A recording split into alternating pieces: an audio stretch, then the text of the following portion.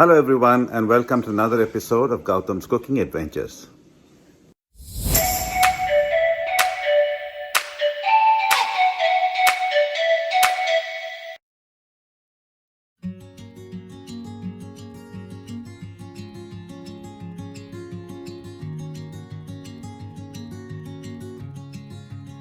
In this episode, we'll walk you through the steps to make brain fry or Bheja fry.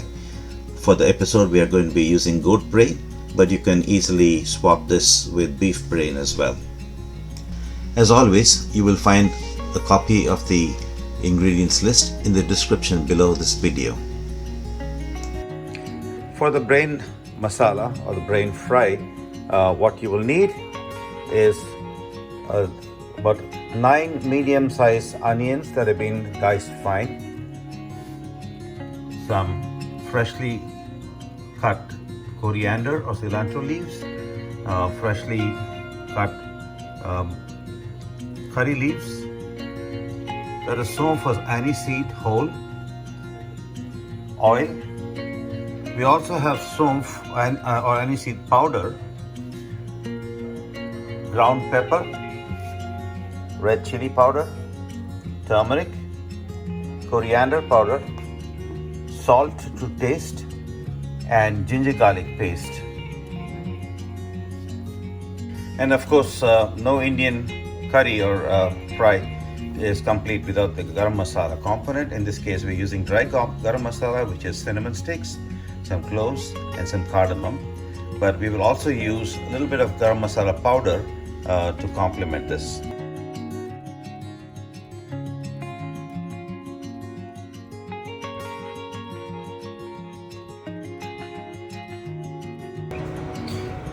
So we've got the brain, which is goat brain, and we're going to now take this and wash it out clean before we boil it. We'll set the steps up as we go forward, but for now we're going to take this and wash it. We have washed the brain. We'll now put it in water and we're going to boil it with a little bit of haldi or turmeric,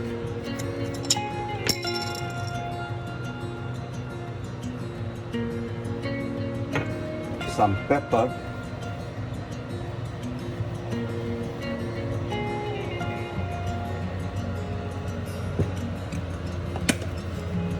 and some salt.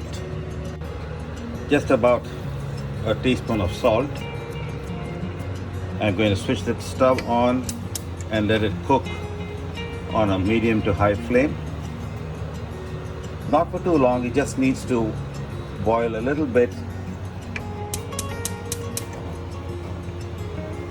Just for a little bit, and then what we will do is devein it and then start the cooking process. So we've started boiling the brain, and what this will allow us to do is it will allow us to be able to devein it more easily and allow the salt, the pepper, and the turmeric to also mix into the brain matter itself before we start the cooking. The water is heated up now, just started to boil. As you can see, the brain has just started to change color to a whitish color. It's just perfect now. We can switch the stove off and allow it to complete its cooking.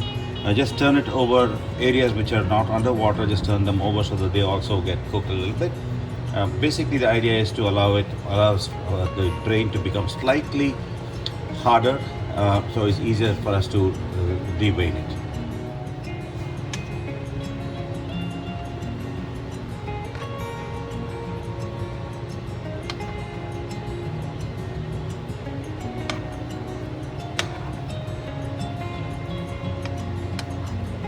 In order to separate the brain from the liquid, we're going to take the individual pieces out, drain them out, and just put them in another dish. The reason we don't pour it through a strainer is because the brain can be easily damaged, and with a drop from a height, it can break.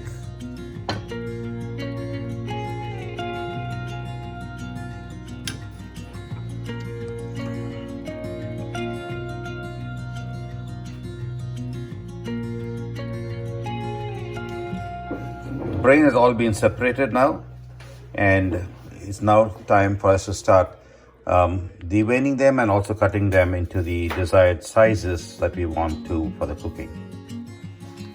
Brain has an outer coating, outer layer, so some people may want to just remove this outer skin or layer in the brain. It's up to you, not really required every time, but in some cases there may be a thicker layer and you want to just take that off, as in this case, for example. We just want to take away all the parts that we don't want in the cooking.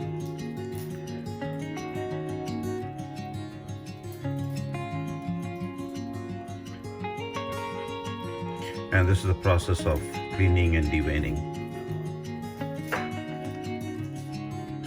Now this is approximately a size that we want, which is about an inch or a little more than an inch in size. And that's the size would be ideal for our cooking. So just so you know, that's how we're going to cut the rest of the brain as well.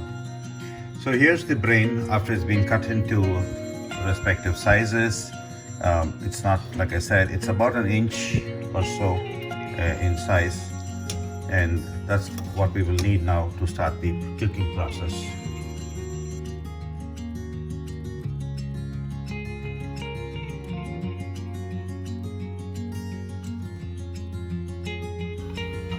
We'll start the cooking in a large flat pan. You could always use a kadai as well if you'd like. In this case, we're just going to use a flat pan, so it's easier for us to monitor as it's frying. So put the oil in, put the flame to high because you want the oil to get heated up.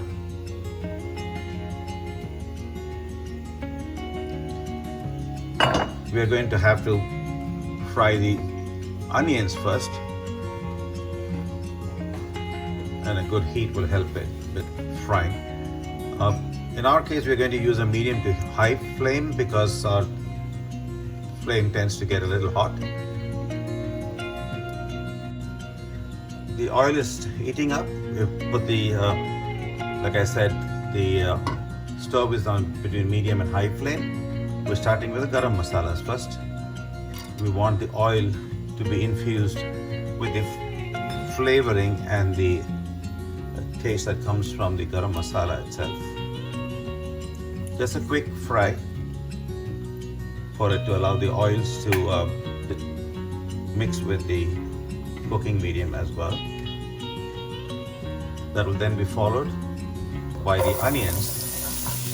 Now we're using a lot of onion here. It's a pepper fry, and the onion will help to tone down the heat of the pepper, but at the same time also provide a nice contrast to the taste of the pepper by giving the slightly sweetish contrast, and that will help bring up the taste of the masalas and the pepper even better.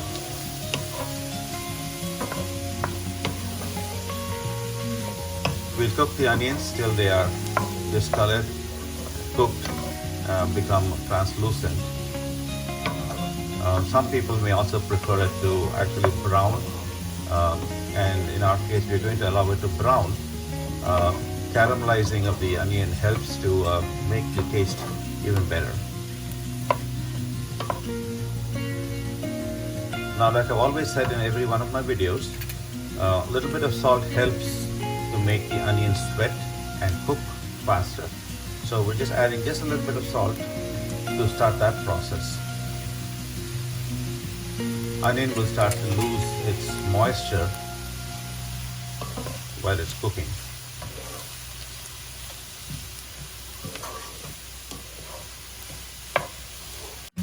We're partially cooked onions at this point of time, and we're going to add some saunf or the aniseed, whole aniseed into it, and that will also fry in the oil that is in the mixture.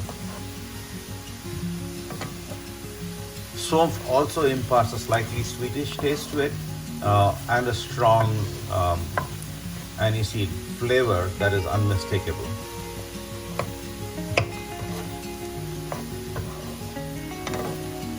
Brain itself is largely fat, and so the more flavoring you have to add to the brain, it brings out the taste of the brain even better.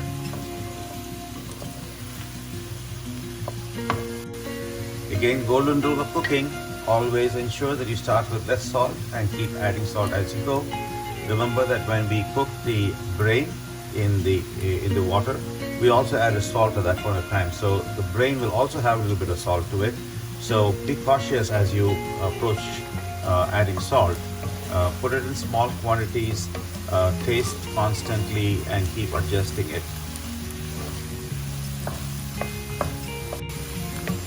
We're going to let the onions cook now with a closed lid on top, and that will help the steam to build up and cook it.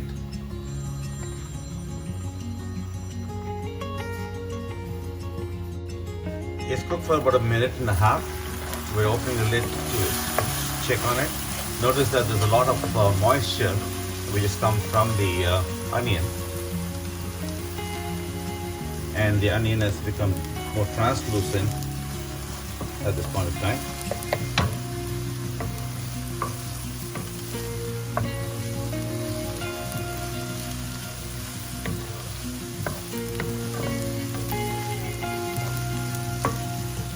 So the closing of the lid helped it to cook faster.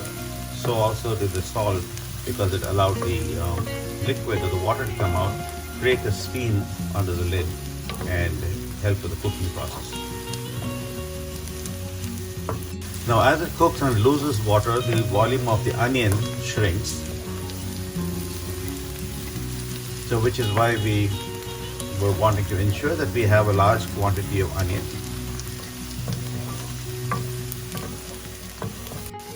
There's a really nice aroma now coming from all the garam masalas and the salt that was added to it earlier.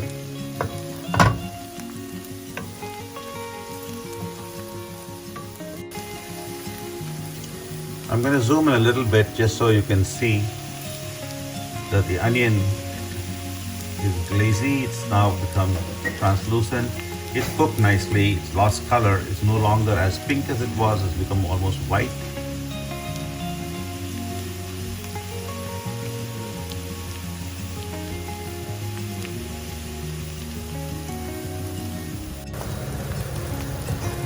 We've been cooking the onion for a little bit. It started to brown a little bit. We're now going to start adding the ginger garlic paste to this. The onion will continue to keep cooking at this point of time, but we do need the ginger garlic paste to also cook and lose its raw taste. So which is why we are doing this while we are cooking the onions.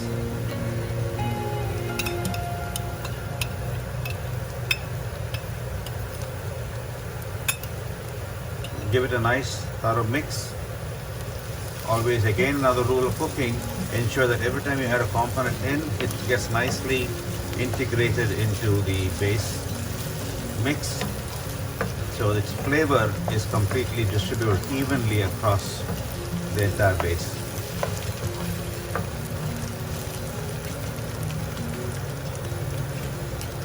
We're also now going to add the turmeric powder.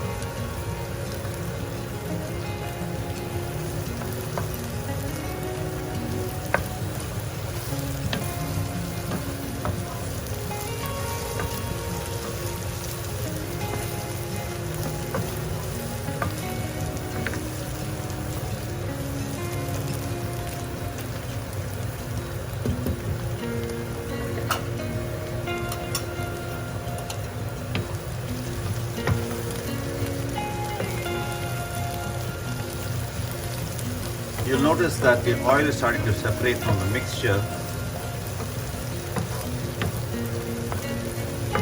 and that oil is being used to cook the ginger garlic paste and the turmeric. So what happens is the oil will then imbibe the taste of both of these ingredients and gets its own flavor. The secret to cooking and the addition of various ingredients and spices is to ensure that each of these spices adds to the flavor of the final base mix, which then adds to the taste of the main dish that you are going to be cooking, in this case the brain. But it's the same thing whether you do meat, chicken, vegetable, doesn't matter, whatever you do. This is what is actually going to provide it the flavor to complete the dish. We're now going to add the chili powder. We're just putting a little bit of chili powder in this case because we just want the chili hot and the chili flavor to come in. At the end of the day, it's the pepper, the black pepper, that's got to be the prominent taste. Coriander powder is also being added to it. What the coriander powder does is it helps to stave off too much of the heat of the chili and provides its own aroma to the mix as well. Again, mix them all well together. Make sure that they're all nicely coating every component or ingredient.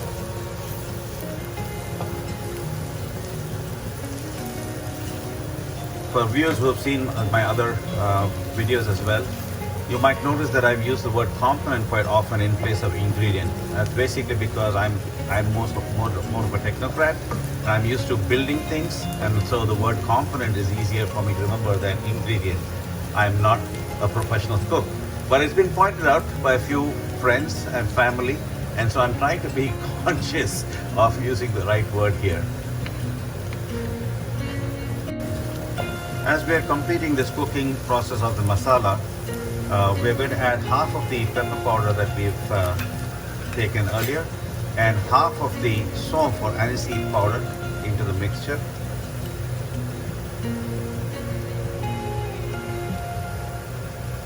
And cook them as well along with the rest of the ingredients, ensuring that they also coat the masala throughout.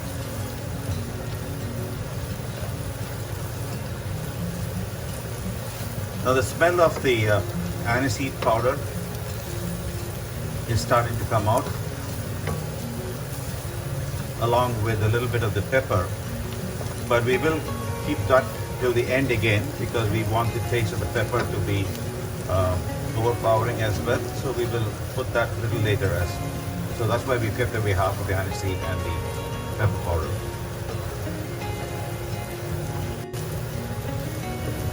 It's been a little while, maybe in a minute or so, since we added the pepper and the aniseed powder to this, the sauce powder, and it's cooked well.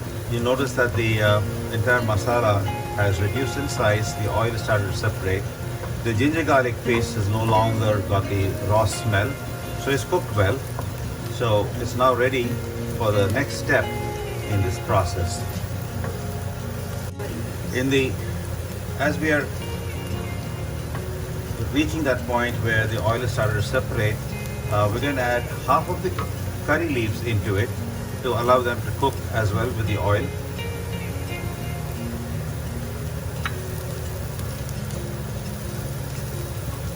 You will hear the little sputter as soon as the curry leaf was added to it. Curry leaf also brings its own unique flavor and taste to the mixture. So as you notice that every one of these spices, the dry and the green spices, curry leaf being one of the green spices, is basically adding to the taste of the final masala, which will then coat the brain as brain cooks in this masala. We're going to taste the masala to check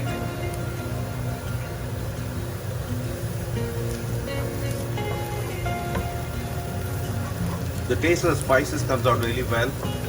We are a little short on the salt, but remember we've also added salt into the brain, so we will recheck this after we've added the brain and started to cook it with the brain.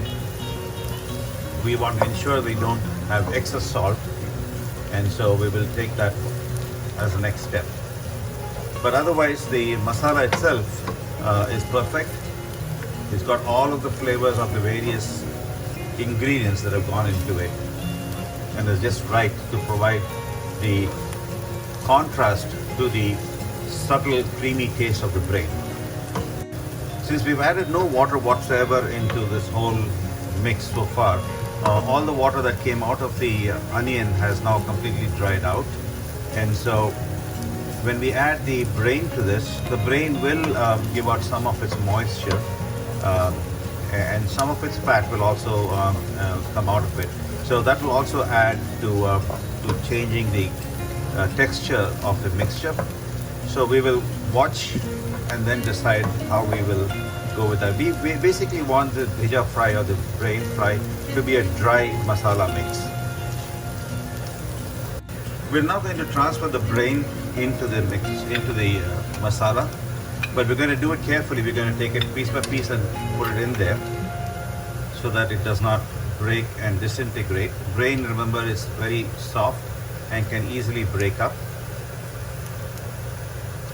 We've reduced the flame on the gas to between low and medium, because right now, as we're adding the brain, we don't want the masalas to burn.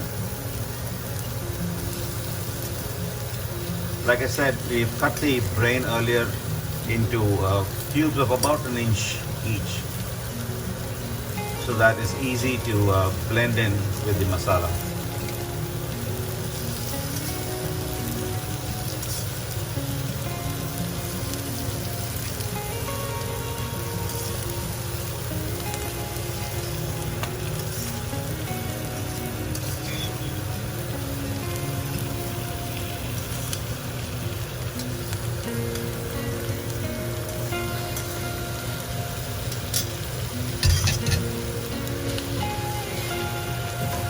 We're now going to start tossing the masala around. The idea is to coat the brain with the masalas.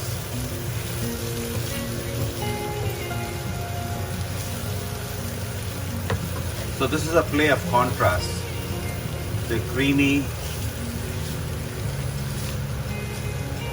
taste of the brain, not too much of flavor, in contrast with the spicy masala that will coat it and make it work even better on your tongue.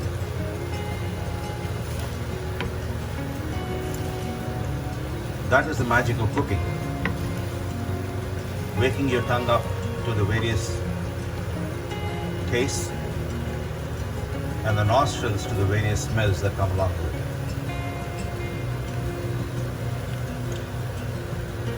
Remember, eating is a complex mechanism.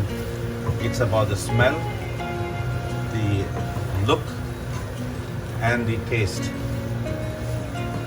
All three of which contribute to your eating pleasure. So that's what this does. We've added the rest of the soap powder. We're actually adding the soap powder now, but we've added the rest of the pepper powder. We're also going to add the curry leaves at this point of time and blend it all well into this mixture and allow it to cook for a little bit.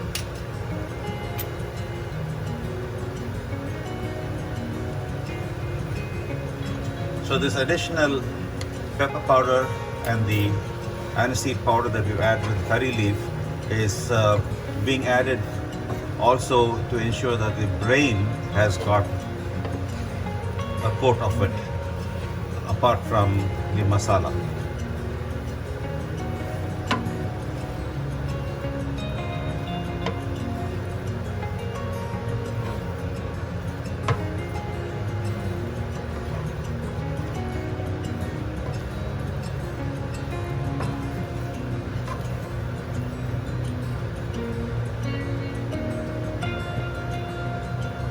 Now that we have fully mixed all the ingredients and nicely coated the brain with it, we're now going to cover the dish with the lid and allow the steam to cook this further.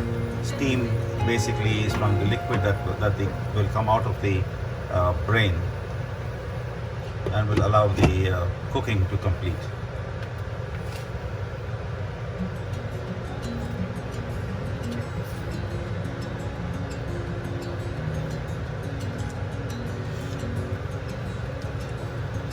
We did another quick check just now for the salt content, and just as we expected, the brain added the salt to the mixture as well. So the salt content is perfect for us. So we're not going to add any more into this mixture. We'll now wait for it to cook and take another look a little later on. It's been about 3 or 4 minutes since we covered the lid. Now, as you notice, it's sweated, and this moisture that has been released from the brain. The brain is also cooked and gotten a little more of a yellowish tinge to it now. The whole mixture is now more moist.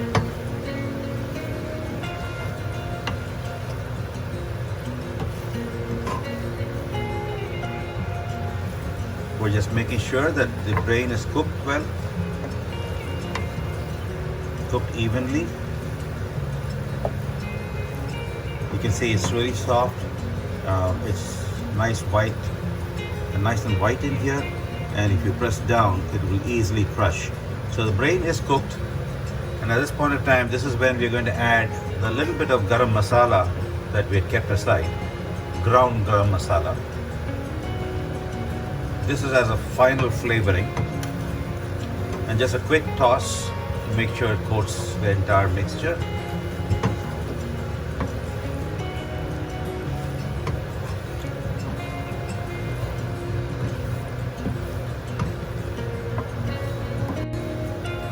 Now, as we have completed the mix, the brain Bheja fry is ready in all respects. All it will need now is to put it into a dish or plate it, and then do the final garnishing with the cut cilantro leaves that we had kept aside.